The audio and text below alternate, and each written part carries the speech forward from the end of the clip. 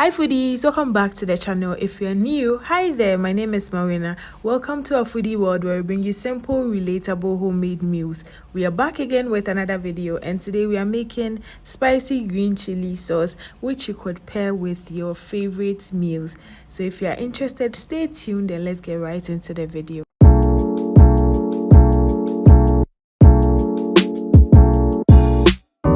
Guys, this recipe is an exploration of different types of green peppers. Okay, as always, all ingredients used will be in the description below, so do well to check it out. So in your blender or food processor, you add your green habanero pepper or Kpakposhito.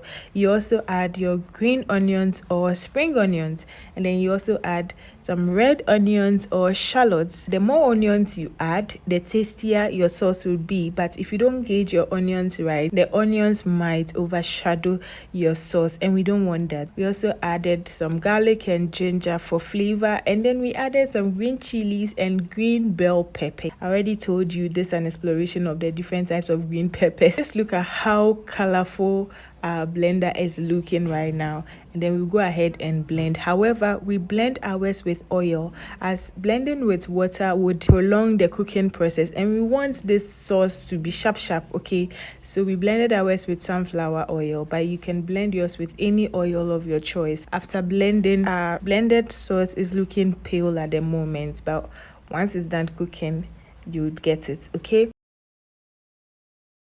pour it in your saucepan on low to medium heat.